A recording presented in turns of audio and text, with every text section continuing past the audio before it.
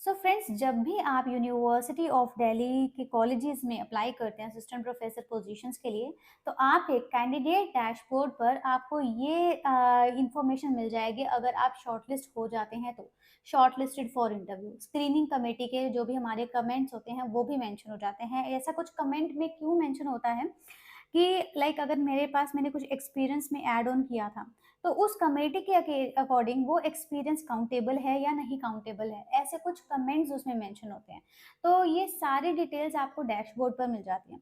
तो मैंने आज इन्फॉर्मेशन वैकेंसी अपडेट्स देने से पहले ये इन्फॉर्मेशन दिखाई है, क्योंकि ऐसे बहुत से कैंडिडेट होंगे हैं जिन्होंने अभी अप्लाई करने की सोच रहे हैं, जो अप्लाई करने जा रहे हैं या फ्यूचर में अप्लाई करेंगे।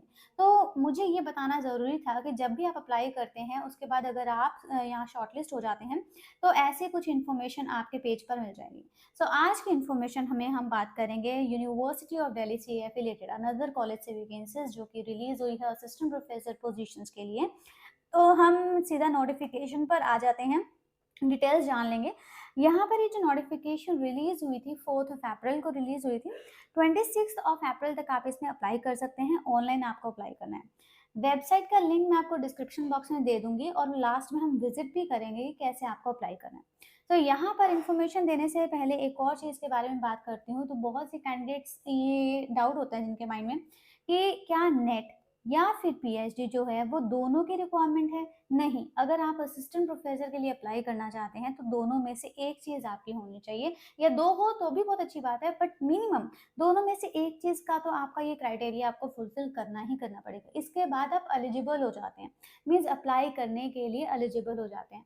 उसके बाद जो हमारी कमेटी होती है वो आपको देखती है कि आप यहाँ पर कैंडिडेट को कॉल किया जाएगा या नहीं किया जाएगा इंटरव्यू के लिए। अगर आप शॉर्टलिस्ट होते हैं तो जैसा मैंने आपको शो किया था वो डैशबोर्ड पर आपको विजिबल हो जाएगा, मेल पर भी इंफॉर्मेशन मिल जाएगी। सो यहाँ पर सब्जेक्ट्स देख लेते हैं कि किस सब्जेक्ट्स में रिक्रूटमेंट रिलीज हुई है।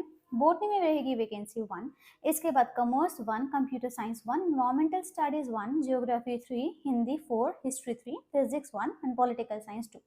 ये जो वैकेंसीज है इसकी वैकेंसीज मैं इन्फॉर्मेशन पहले भी बना चुकी हूँ, बट एक ये आपके लिए रिमाइंडर वीडियो है। यहाँ पर शिवाजी कॉलेज से वैकेंसीज यूनिवर्सिटी ऑफ दिल्ली से एफिलिएटेड कॉलेज है। नोटिफिकेशन की लास्ट डेट रहेगी अप्लाई करने के लिए 26 अप्रैल। यहाँ पर एकेडमिक पे लेवल 10th जो कि 7 सीपीसी के अकॉर्डिंग होता है, उसके अकॉर्डिंग आपको सैलरी स्केल मिलेगा। तो ये सिर्फ हमें इतना पता चला कि किस किस कॉलेज में किस किस सब्जेक्ट्स में कितनी कितनी वैकेंसीज हैं, पर हमें ये जान लेना ज़रूरी है कि हम यहाँ पर शॉर्टलिस्ट कैसे किए जाते हैं। तो अगर हम बात करें कि जर्नल जो कैटेगरी जो हमारा क्राइटेरिया बनाया गया है, जो हमारा सिस्टम बनाया गया है जर्नल शॉर्टलिस्टिंग के लिए, उस ये क्राइटेरिया कहता है एपीआई स्कोर। एपीआई स्कोर क्या होता है? जिसमें आपके सभी स्टडी के मार्क्स होते हैं, ग्रेजुएशन आपका, पीजी आपका, MPhil, PhD, net with JRF, सभी चीज़ों का, इवन टीचिंग एक्सपीरियंस के, इसके रिगार्डिंग मैं आपको बहुत इंपॉर्टेंट चीज़ के बारे में बात करूंगी। तो इन सब चीज़ों के आपके मार्क्स होते हैं, वो मार्क्स के बेसिस पर आपको यहाँ पर शॉर्ट लिस्ट किया जाता है। अब जैसा मैंने आपको बताया कि टीचिंग एक्सपीरियंस के मार्क्स के बारे में इंपॉर्टेंट इन्फॉर्मेशन जो आपको देना चाहती हूँ, जो कि सिर्फ यूनिवर्सिटी ऑफ दिल्ली या फिर उसके एफिलिएटेड कॉलेजेस पर एप्लीकेबल होते हैं, कि आपका अगर experience temporary ad hoc contractual post doc का है तो वो काउंट नहीं होगा। ये तो सभी पर जगह पर एप्लीकेबल होता है, बट ऐसी जगह का एक्सपीरियंस जहां पर हमें मिनिमम बेसिक पे जो कि 57,700 है और डीएनएस अलाउंसेस नहीं मिलता, तो उस जगह का एक्सपीरियंस भी काउंट नहीं होगा। और बहुत से कैंडिडेट ऐसे होते हैं जो स्टार्ट करने के लिए ऐसी जगह पर ज्वाइन कर लेते हैं जहां हमें सैलरी मिनिमम बेसिक पे से भी कम मिलती ही है, प्लस डीएनएस अलाउंसेस तो मिलता ही नहीं है। तो क्या वहाँ का एक्सपीरियंस काउंट होगा या नहीं होगा? तो यूनिवर्सिटी ऑफ दिल्ली या फिर उससे एफिलिएटेड कॉलेज में वो एक्सपीरियंस काउंट नहीं होता। तो ये बहुत इंपॉर्टेंट इन्फॉर्मेशन थी। आई होप ये चीज़ क्लियर हो गई है। एपीआई स्कोर आप ऐसे काउंट करेंगे। इसके बाद चलते हैं यहाँ पर कितने मार्क्स आपके होने चाहिए एपीएस को। जैसा मैंने जो टेबल दिखाया उससे पूरे 100 मार्क्स होते हैं। उस 100 मार्क्स में से आपके कम से कम कितने मार्क्स होने चाहिए कि आपको कॉल आने के चांसेस हैं, श्योरिटी नहीं है, चांसेस हैं। 55 मार्क्स आपके होने चाहिए, कम से कम 55। और जो हमारे रिजर्वेशन कैटेगरी से होते हैं उनको 5 मार्क्स का रिलैक्सेशन दिया जाता है, मीन्स उनके लिए 50 हो जाते हैं। तो इतने आपके मार्क्स होने चाहिए कि आपके पास कॉल आने के चांसेस हैं। अब इसका भी श्योरिटी नहीं है कि अगर मान लो मेरे 55 है तो कंफर्मेशन से क्या मेरे पास कॉल आ जाएगी, ये ज़रूरी नहीं है।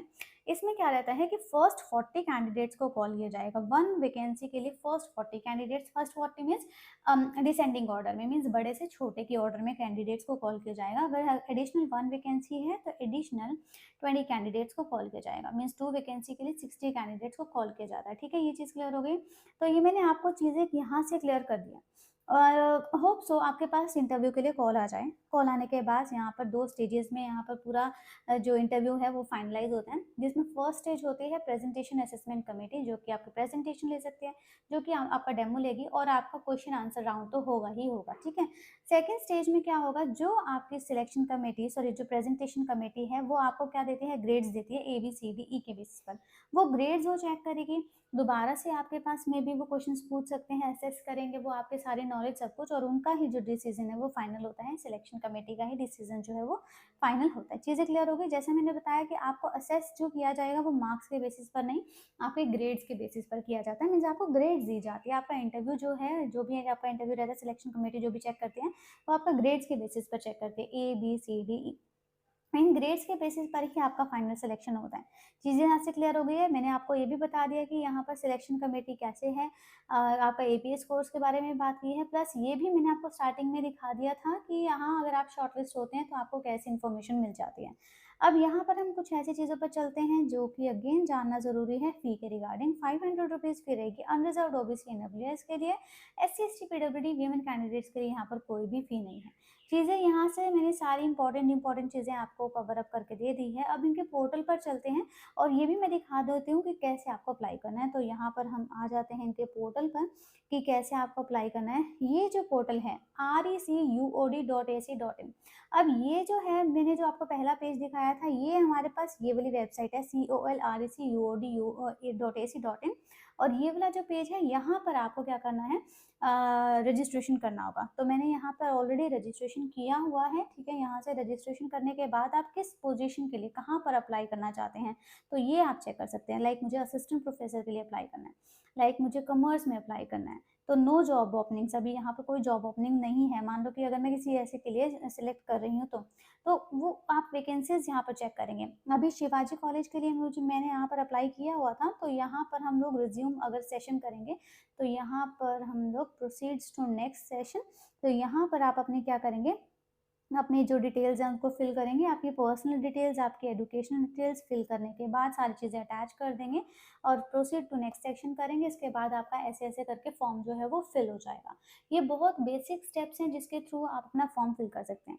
इस पेज पर जो आप अपनी डिटेल्स फिल करेंगे, चाहे वो आपके पर्सनल है चाहे वो आपके एजुकेशन डिटेल्स है, एक बार फिल करेंगे तो सेम ही डिटेल्स से आप हर जगह पर जैसे जैसे जो जो कॉलेजेस में ओपनिंग होती है, यूनिवर्सिटी ऑफ दिल्ली से एफिलेटेड कॉलेजेस में, तो सेम डिटेल से आप फिल करेंगे। एक और क्वेश्चन अराइज होते हैं, क्या हम उन डिटेल्स को यहाँ पर अपडेट कर सकते हैं या नहीं कर सकते। ऑफ कोर्स आप उसको अपडेट कर सकते हैं, एडिट भी कर सकते हैं। ठीक है, यहाँ से चीज़ क्लियर हो गई है। तो मैंने बहुत इजी वे में आपको ये बता दिया, प्लस ये भी चीज़ बता दी कि अगर आप शॉर्टलिस्ट होंगे तो आपके पास आपके डैशबोर्ड पर जो आप लॉगिन करेंगे, रजिस्ट्रेशन करेंगे, तो वहाँ पर आपके पास ये मिल जाएगा shortlisted for interview, shortlisted for interview, इस पर्टिकुलर दिन में आपका इंटरव्यू है। ये सारी चीज़ें आपको मेल पर भी इन्फॉर्मेशन मिल जाएगी। चीज़ें यहाँ से क्लियर हो गई।